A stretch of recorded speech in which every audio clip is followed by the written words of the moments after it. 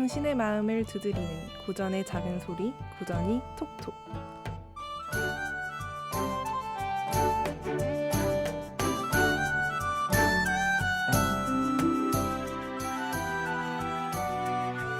하구 여러분 안녕하세요. 다시 만나게 되어 반갑습니다. 오늘도 톡톡 튀는 고전 문학의 세계로 함께 떠나볼 저는 아나운서 이은지입니다. 개강한 지도 벌써 일주일이나 되었어요. 과목 정정기간도 지나고 시간표가 확정되고 나니 점차 방학이 끝났다는 것이 실감이 나는 것 같아요. 조금 실감이 늦게 난 것 같기도 하네요. 그래서 그런지 공부에 대한 열정이 마구 솟아나며 여러 가지 일들을 도전해보는 계기가 되는 것 같아요.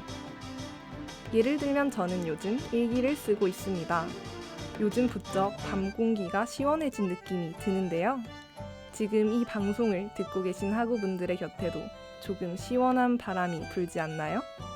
너무너무 더워서 가시지 않을 것 같던 여름도 가을에게 한 수 져주는 것 같아 가을을 좋아하는 저로서는 매우 뿌듯했답니다. 선선해진 밤 공기를 맞으며 하루를 마무리하며 쓰는 일기. 생각보다 지친 하루의 힐링 타임이 되더라고요.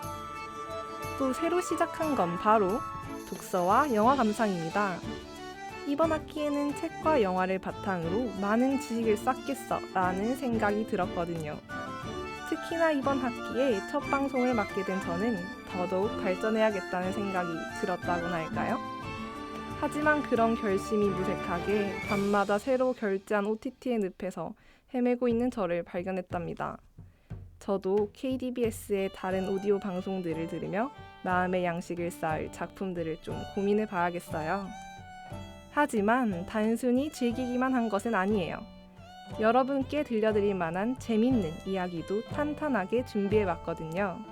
어떤 것일지 예상이 되시나요? 벌써 정답을 말하는 소리가 들린 것 같은데요. 맞습니다. 바로 K-POP 데몬 헌터스인데요. 물론 오늘의 고전 강림도령 이야기도 함께 들고 왔습니다. 자, 본격적인 강림의 이야기를 시작하기 전에 우리는 헌트릭스 3인방이 혼문을 완성하기 전 이야기로 돌아가 봅시다.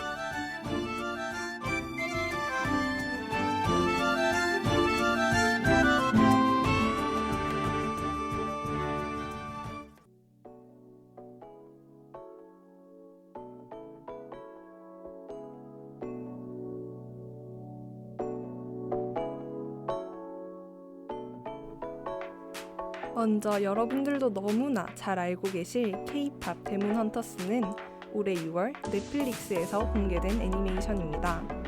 K-POP 아이돌과 음악을 소재로 하는 최초의 해외 제작 애니메이션이며 K-POP이라는 소재 이외에도 한국계 감독과 다수의 한국인 가수들이 참여해 화제를 모았죠. 우와, 캐대언이 개봉한 지 벌써 3개월이 다 되어 가는데요. 여전히 해외에서는 그 인기가 뜨겁다고 하니 꽤 유행이 오래 지속되는 것 같네요.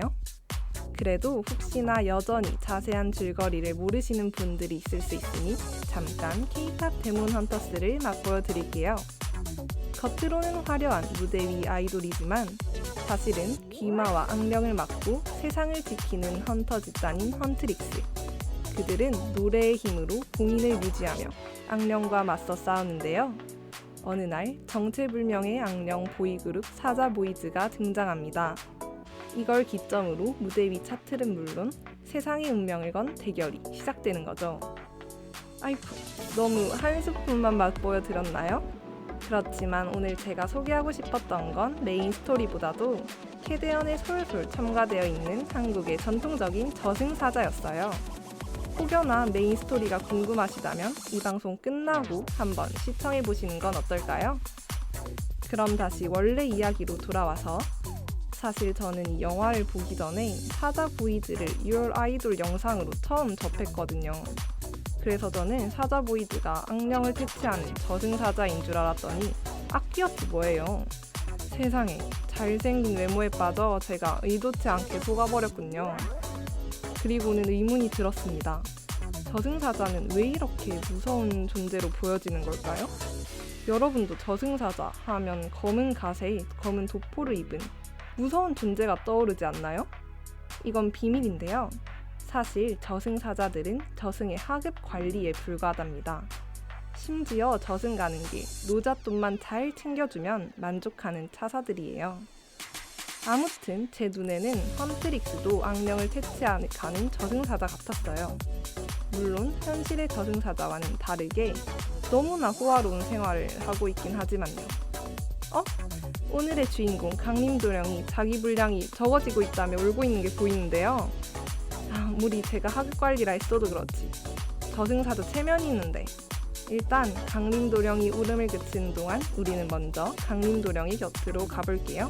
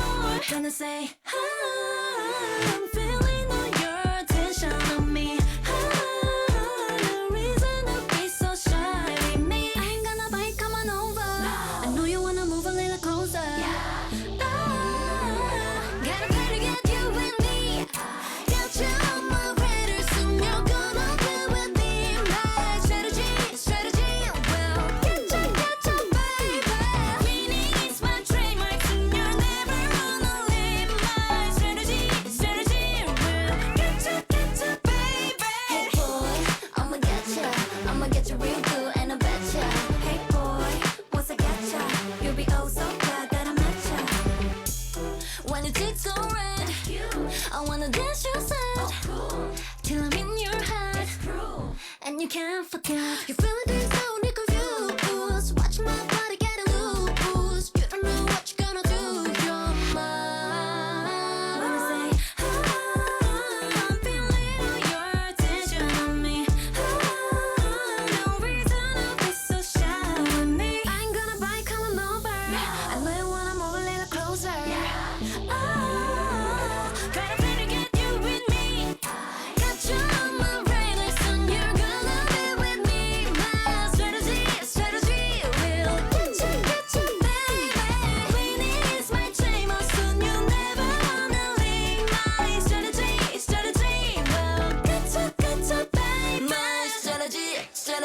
Like gravity, one look at me, I betcha, boy. You be down on your knees, calling me up, begging me don't leave. My strategy, will get ya, boy. Hey boy, I'ma get ya real good and I'll betcha. Hey boy, once I get ya, you'll be oh so glad that I met ya. Hey boy, I'ma get ya real good and I'll betcha. Hey boy, you'll be oh so glad that I met ya. Hey boy, I'ma get ya real good and I betcha.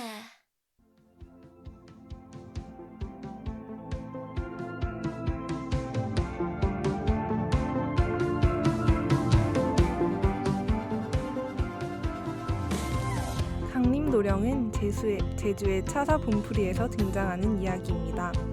이는 강림도령이 저승차사가 된 이유와 내용을 풀어둔 제주의 신화, 그러니까 굿의 한 종류입니다.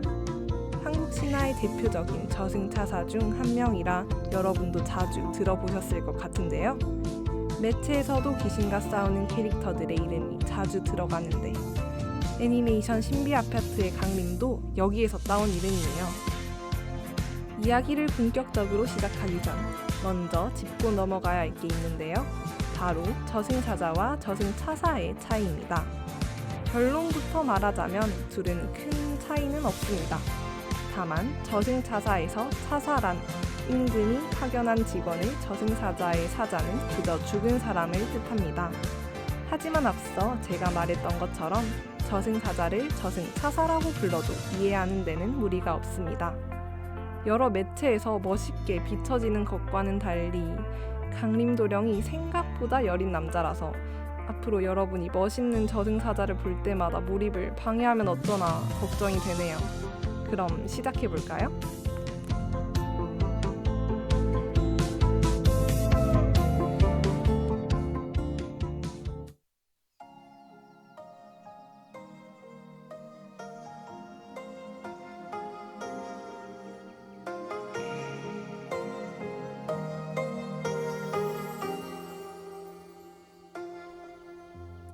김치고을에 사는 과양각시는 매일매일 관아 앞에서 악을 쓰며 울고 있었습니다. 그 이유는 억울하게 죽은 새 아들의 원한 때문이었는데요. 과거의 급제에 당당히 돌아오던 그 순간, 과양각시의 새 아들은 이유도 모른 채 한순간에 세상을 떠났습니다. 과양각시는 하루에도 5번씩 원님에게 민원을 넣으며 진실을 밝혀달라고 호소했죠. 원님은 고민 끝에 염라왕을 잡아와 진실을 묻자고 결심하고 차사들 중 아침 집합에 늦는 자에게 그 임무를 맡기기로 했습니다. 그 덫에 걸린 이는 바로 오늘의 주인공 강림. 목에 칼이 채워진 채 그는 염라왕을 산채로 데려오라는 명령을 받고 말았습니다. 하지만 죽은 자도 살리지 못하는 인간의 저승이 왕을 어떻게 잡을 수 있었을까요? 막막한 임무를 떠안은 강림은 결국 엉엉 울며 집으로 돌아가는데, 집에 도착한 강림은 아내에게 모든 사정을 털어놓고는 방에 틀어박혀 울기만 했습니다. 그런 남편을 바라보던 아내는 떡을 쪄 제사상에 올리고 조왕신과 문전신에게 간절히 빌었죠. 7째 날 밤 신령이 아내의 꿈에 나타나 강림을 저승으로 보내라 이릅니다. 눈을 뜬 아내는 옷과 떡 그리고 저승 출입증인 저승징표를 건네주었는데요. 강림은 또다시 울었습니다. 징표가 잘못 쓰여 있었기 때문이었죠. 결국 아내가 직접 관아로 달려가 징표를 고쳐오면서 강림은 무사히 저승길에 오를 수 있었습니다. 맨날 엉엉 울기만 하는 강림과 이를 뚝딱 해결해주는 아내라니, 저기 일본에 살고 있는 노아무게와 파랑색 고양이 로봇이 떠오른 건 저뿐인가요? 아무튼 강림은 조왕신과 문전신의 도움을 받아 무사히 저승에서 염라왕을 모셔왔고 강림의 일은 잘 마무리되었습니다. 하지만 강림의 능력을 높이 산 염라왕이 강림의 혼을 멋대로 데리고 가면서 강림의 몸은 쓰러져 죽게 되며 이야기는 막을 내리게 됩니다. 그래서 이 이야기의 시작, 과양생이의 세 아들이 모두 죽은 이유는 바로 부모의 죄 때문이었습니다. 과거 과양생이와 과양각시는 동경국 범우왕의 아들들을 재워주는 척하다 그들의 비단에 눈이 멀어 죽이고 만 것이죠. 결국 자식들은 부모의 죄값을 대신 치른 셈이었습니다. 우리는 노래 한 곡 더 듣고 와서 결말 이후의 이야기까지 더 소개해 보도록 할게요.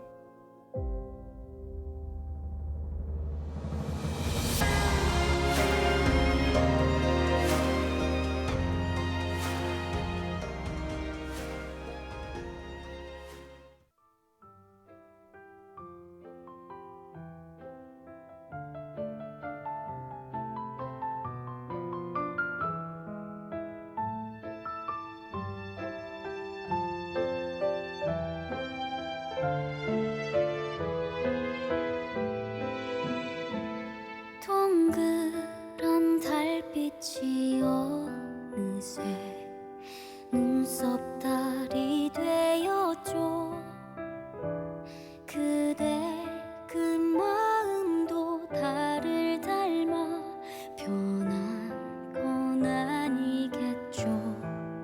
혼자 남아 그댈 그려봤다가 지워봤다가 울컥 눈물 나요. 못 우시면 차라리 내게 오라 하세요.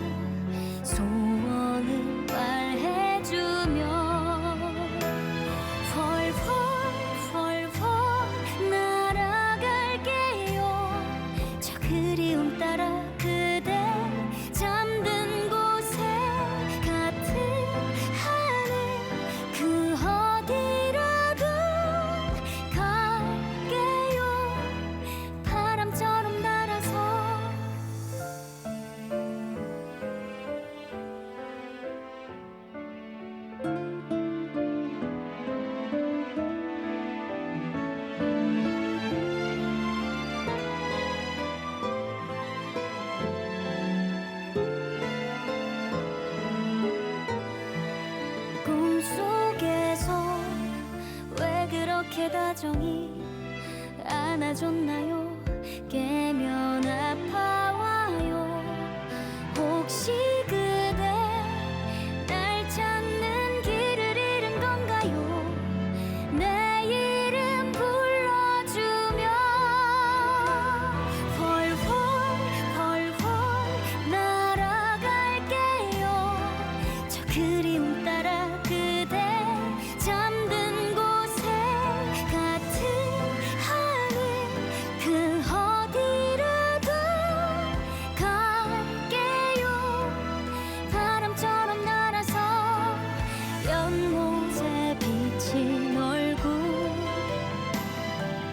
또르르 눈물 한 방울 툭 떨어져 물결이 일렁이네요. 흔들린 세상처럼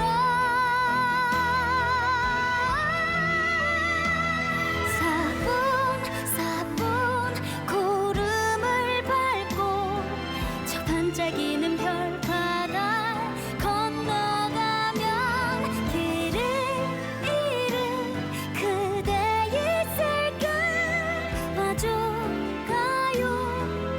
바람처럼 날아서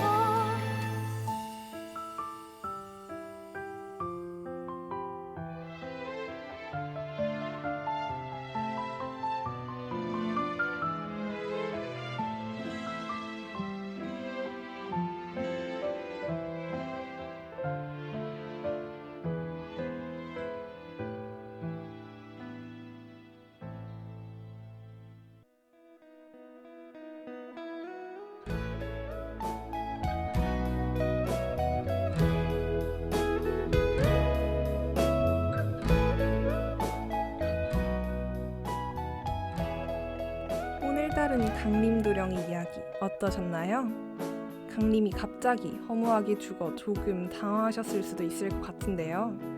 고전문학 속 주인공의 이야기가 항상 권선징악 해피엔딩으로 끝맺지 않는 것도 고전문학의 매력이라 꼭 한번 소개해야지 했는데 그 처음을 강림도령이 열어주었네요. 그렇지만 강림도령의 뒷이야기가 궁금하실 분들을 위해 조금 더 풀어보자면 염라왕이 캐스팅 아닌 캐스팅을 받은 강림은 저승으로가 저승차사가 되어 3000년 동안 저승의 큰 사건들을 해결하며 살았다고 합니다. 물론 이승의 강림은 그냥 죽은 게 맞고요. 이쯤 되면 남편이 염라왕을 데려올 때까지 3년을 기다렸는데 이젠 남편을 영영 못 보게 된 강림의 각시가 이 스토리의 최대 피해자가 아닐까 싶네요. 여러분 혹시 동방삭 아시나요? 네, 거북이와 두루미, 삼천갑자 동방삭의 그 동방삭 맞습니다. 동방삭은 수명이 다했는데도 3000년대 저승사자가 잡아오지 못한 염라왕의 골칫거리 중 하나였는데요. 어린 저승차사를 보내면 그 차사가 클 때까지도 못 잡아왔다고 하니 얼마나 잡기 힘든 사람인지 알만하죠. 동방삭을 잡으러 간 강림은 매우 수상하게 동방삭의 앞에서 숯을 물로 씻기 시작했습니다. 동방삭이 강림에게 무엇을 하냐고 물으니 강림은 숯을 씻어 만병통치약을 만들 것이라고 했죠. 그러자 동방삭은 내가 3000년을 살면서 그런 이야기는 들어본 적이 없다고 말하며 3000년을 살았음을 자백했고 강림은 동방삭을 잡아올 수 있었습니다. 이승에서는 죽은 몸이 된 강림의 처지가 안타깝지만 이를 이렇게 잘하는 걸 보면 제가 염라왕이라도 캐스팅했을 것 같아요. 다양한 이야기를 소개하다 보니 벌써 끝마칠 시간이 되었는데요. 강림도령의 이야기는 여기서 정말 막을 내리게 되었습니다. 하지만 제가 미처 소개하지 못한 이야기도 있으니까요. 강림도령의 이야기를 직접 읽으며 빠진 이야기의 조각을 재어도 좋을 것 같습니다. 다음 주 이 시간 더 서늘해진 공기와 함께 저는 더 따뜻해지는 이야기로 돌아오도록 하겠습니다. 오늘의 고전이 톡톡도 함께 해주셔서 감사해요. 안녕.